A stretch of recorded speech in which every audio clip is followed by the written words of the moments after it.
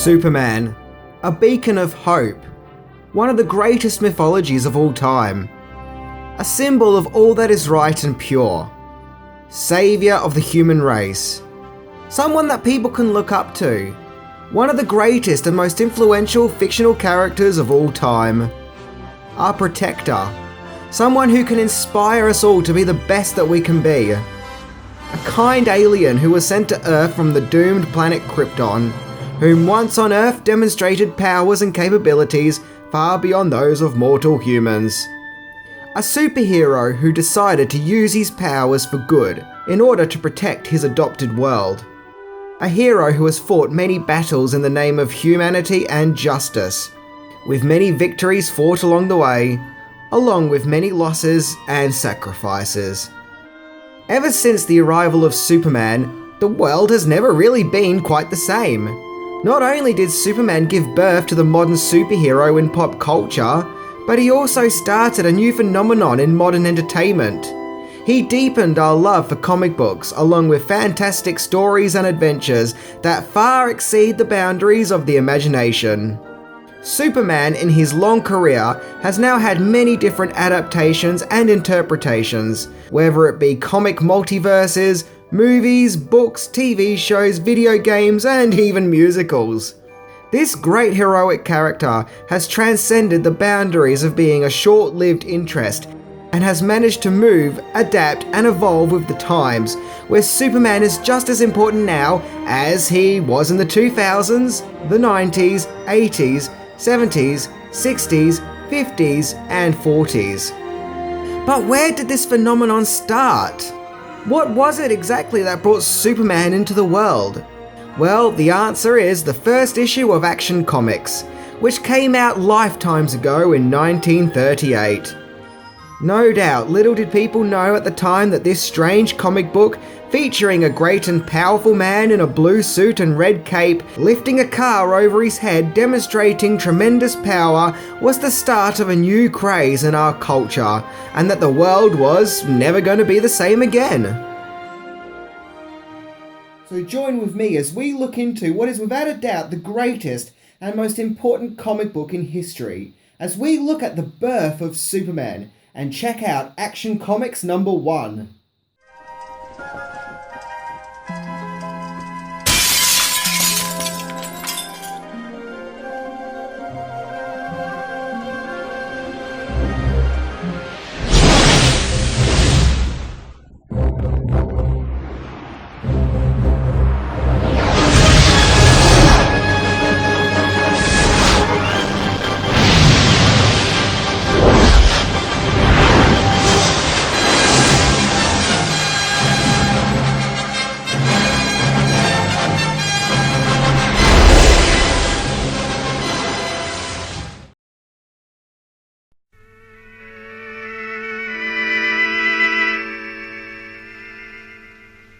Let's say goodbye. In order to understand Superman, we have to understand the times in which he was invented in, the world that the Man of Steel came from.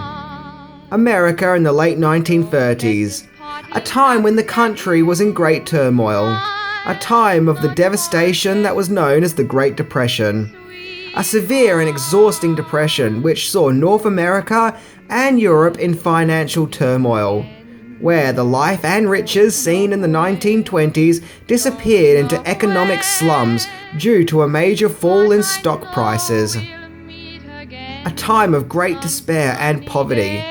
A time when the world seemed that bit more cruel and unkind, where many people were living a harsh, poor life, struggling to survive.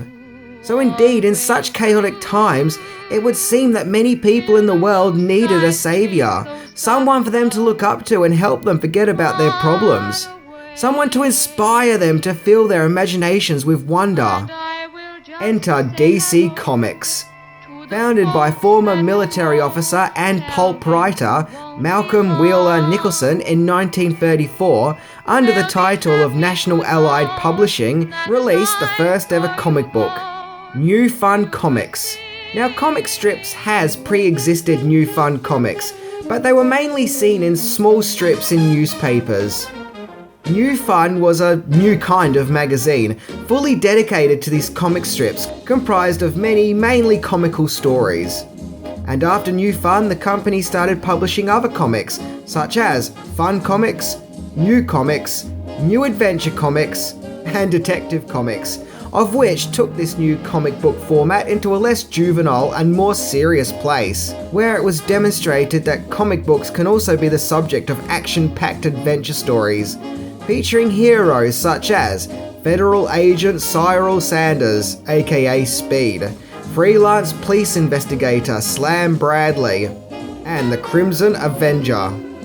It is here we get to June 1938, where the comic book business was new, and still struggling and not quite a success in the market. But something was about to happen to change that when a new comic came out titled Action Comics. An interesting new comic featuring many different adventures in it, including the story about Chuck Dawson, a Western comic strip, Zatara, the story of a crime-fighting magician, a comic strip of Marco Polo, Pep Morgan, a quote-unquote versatile young athlete, Scoop Scanlon, a comic saga about a reporter, Tex Thompson, an oil tycoon who made it big and decided to travel the world. Oh yeah, and a story about an alien from another planet with superhero strength called Superman. Bottom line is, Superman came out at exactly the right time when the comic book industry really needed something to wow and impress its readers, to keep them coming back for more. And that's just what Superman's arrival did, as out of all the stories in this comic, that was the one that people found to be the most captivating. I mean, just imagine if they put Zatara, the crime-fighting magician, on the cover. Does that mean Zatara would have been DC's leading superhero instead of Superman? Ugh, weird. Superman was created by young comic book writers Jerry Siegel and Joe Shuster, and Superman's origins actually predates DC Comics, as in 1933, Siegel and Shuster, whom were just high school students, wrote and illustrated a short story called The Reign of the Superman. And unlike the Superman whom we would all know as the beacon of hope and goodwill, the Superman in the original Superman story was a powerful being who used mind control powers for his own evil deeds. And oddly enough, Superman was bald. You see, this is why you don't trust bald people. Except for me, of course. Siegel and Shuster wanted to pursue their creation, but instead of making him a bold supervillain, they decided to make him a hero with perfect chiseled features and a full head of black hair. They also decided to give him a blue suit with an S on his chest, and a cape to give him a definitive look. The new version of Superman was an alien from a doomed planet, whom once on Earth has superpowers, which he uses for truth and justice. One night, ideas kept coming to me, and I kept getting up again and again during the night and just jotting down these ideas. Very early the next morning, I dashed over to Joe's house, which is about 10 blocks away.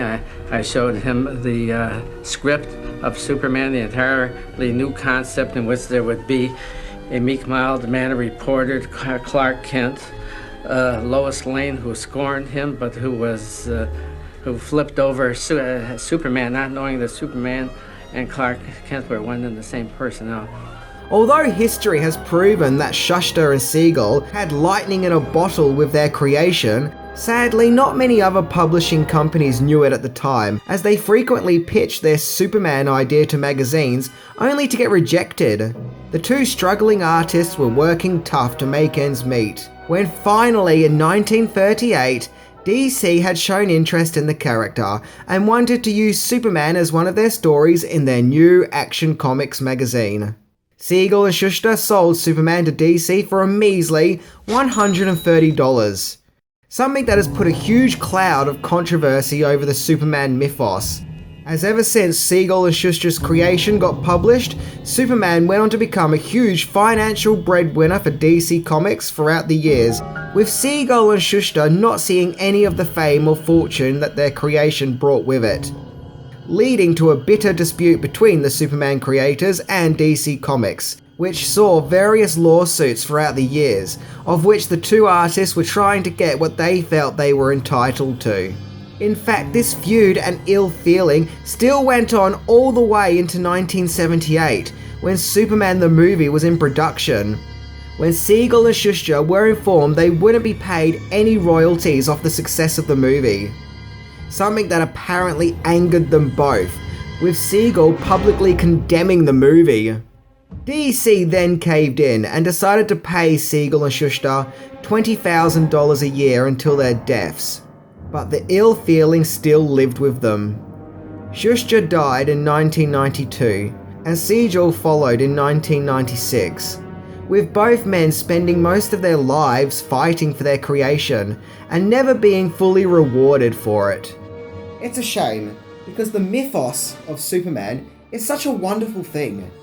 It kind of dampens things, knowing that all these disputes and legal battles have been plaguing the character throughout most of his creation. But sadly, in order to explore the origins of Superman, we can't really avoid the legal battles and general ill feeling that took place between Superman's creators and DC Comics.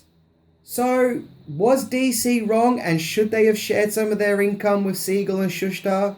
Or were they perfectly within their legal right, as Superman was sold to them?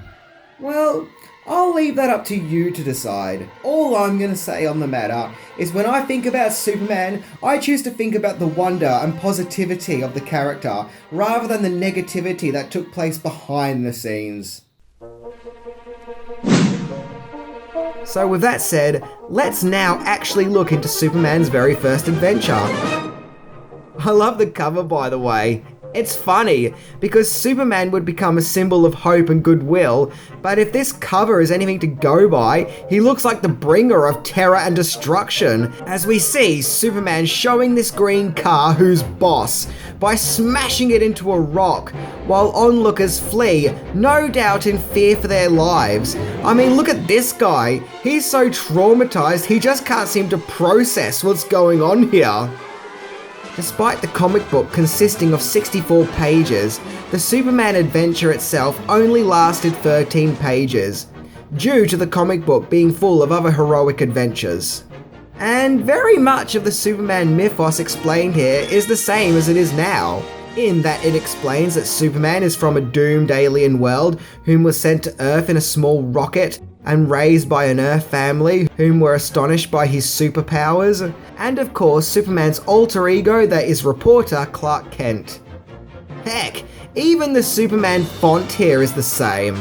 There are a few differences though, the biggest being that in Superman's early days he couldn't fly, but instead leaped. Yep, he just jumped and bounced around all over the damn place. Hence the famous saying, leap tall buildings in a single bound. His S logo also looked kinda weird, and actually changes a lot throughout the comic. I mean, what's going on with it here? And despite the cover, in the actual comic, Superman isn't wearing his boots, but instead his blue tights cover his feet, which just looks weird. And the Daily Planet wasn't called the Daily Planet, but instead the Daily Star. And I think some of Superman's 1938 ways of doing things are a little questionable nowadays, as the story starts with Superman frantically arriving at a house, asking to see the governor, and being told by the butler to come back tomorrow. But Superman still bursts through the doors anyway, and when the butler still refuses to take him to the governor, Superman just lifts him up like some kind of rag doll and rather comically dangles him above his head. So let me get this right. Superman's very first acts ever seen was breaking and entering, property damage, and physical assault. No doubt traumatizing this poor butler. Yes, Superman, protector of the human race. Just as long as you're not a butler, then Superman will totally mess you up. Even the butler himself points out that Superman's actions are breaking the law. But I guess the law is irrelevant if you have godlike abilities. So Superman wakes up what I'm assuming is the governor of the city, where Superman informs the governor that some woman called Evelyn Curry is going to be electrocuted for a murder she did not commit. When the butler furthermore tries to shoot Superman, to which, of course, the bullets have no effect. Yeah, Superman and this butler really aren't hitting it off, are they? I mean, we may as well add him to Superman's long list of enemies. You know, Lex Luthor, Brainiac, Bizarro, Doomsday, green dressing gown butler guy. So Supes shows the governor some papers, which apparently proves the young woman's innocence. So the governor quickly gets on the phone and cancels the executioner. Where what I'm guessing is her lawyer here starts giving praise to, the Pope? Superman informs the governor that the real murderess is tied up outside his house, which we saw earlier.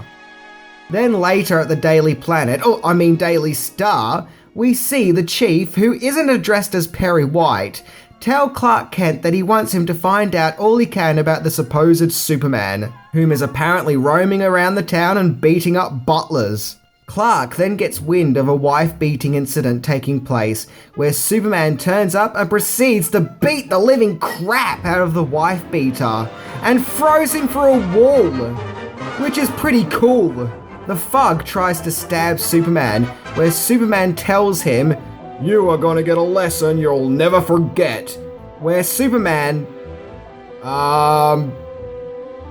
Okay, the guy actually faints, where the cops show up, but Superman quickly changes back to Clark Kent.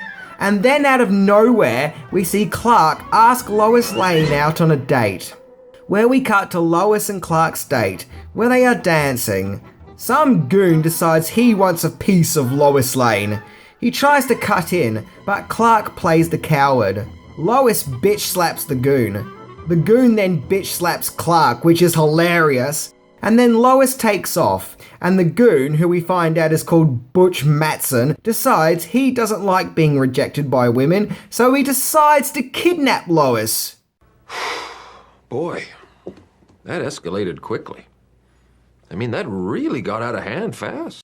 Where thankfully, Superman observes, and alas, we get the famous scene as shown on the cover, where Superman lifts up the car and smashes it, leaving its occupants fleeing for their lives, where Superman grabs Butch and dangles him on a power line. Yeah, that'll teach him a lesson. Yeah, 1938 Superman is pretty intense and doesn't muck about. The comic then goes into another subplot, where Clark learns that some senator is doing some kind of dodgy business with a criminal gangster.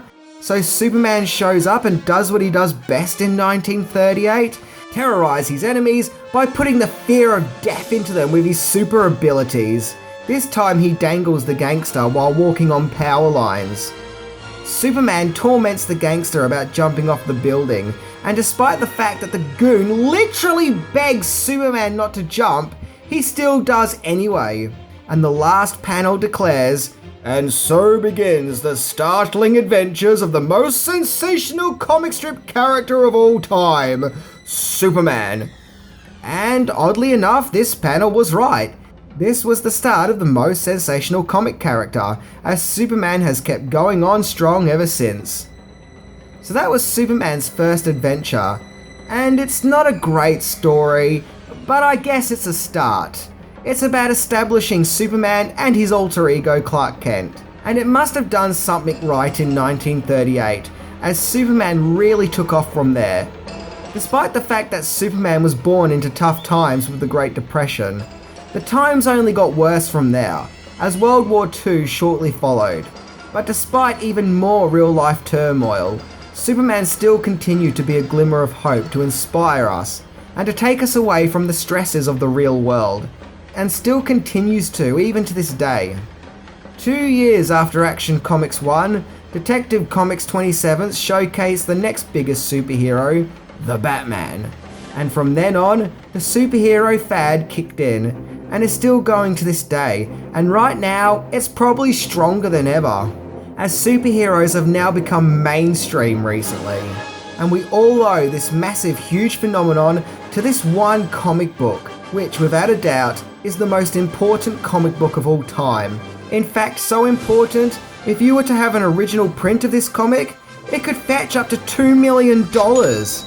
But more important than the comic's worth is the fact that this comic gave us Superman, one of the most influential and important characters in modern literature and pop culture. So before I end this video, I just want to give thanks to Jerry Siegel and Joe Shuster for giving the world Superman. I know that their experience with the Man of Steel was a bittersweet one, but still, they must be commended for giving us one of the most influential characters ever, and for giving us the glory that is superheroes. Anyway, I'm Minty and up and away.